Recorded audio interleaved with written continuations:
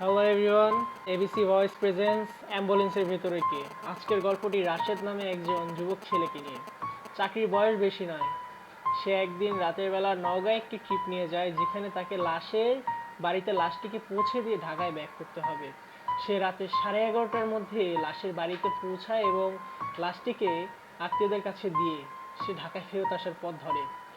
মাঝ রাস্তায় আসার পর হঠাৎ করে তার গাড়ির ওয়াকিটকিতে একটি ঠান্ডা মস্তিষ্কে ঠান্ডা গলার শব্দ আসে যে, রাশেদ, তোমার গাড়িতে যাত্রী অনেক কষ্ট পাচ্ছে, তাকে নিজের গন্তব্যে পৌঁছে দাও।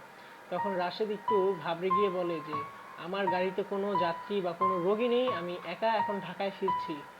তখন ওয়াকিটকিতে আবার শব্দ আসে, রাশেদ, তুমি একা নও, তোমার পিছে তোমার যাত্রী রয়েছে, তাকে তার নির্দিষ্ট গন্তব্যে পৌঁছে দাও।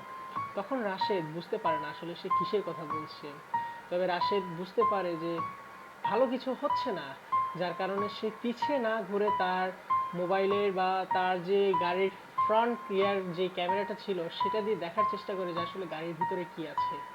এবং সে দেখতে পায় যে তার গাড়ির ভিতরে একটি লাশ শুয়ে রয়েছে, যেটার কাফনের কাপড়ে রক্ত পচে গেলে যে কালো দাগ হয়, হুবহু একই দাগ দেখা যাচ্ছে।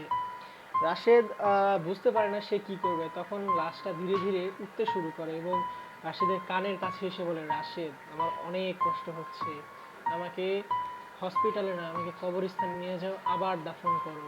রাশেদের কলিজার পানি এতক্ষণে পুরো শুকিয়ে গেছে।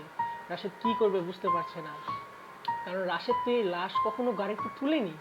এই লাশ কোথা থেকে আসলো? এবং এর পরবর্তী কখনোই রাশেদকে আর দেখা যায়নি। রাশেদের যে গাড়ির মালিক ছিল সে বলে যে হয়তো রাশেদের সাথে সেদিন কোনো অ্যাক্সিডেন্ট হয়েছে।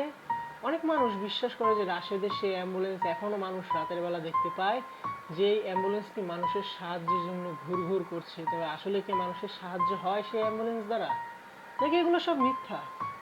আমরা জানি না, আমরা বলি, আপনারা মানেন না কি না জানি না, তবে মানাটা ভালো, ভয় পাওয়াটা খারাপ। ধন্যবাদ।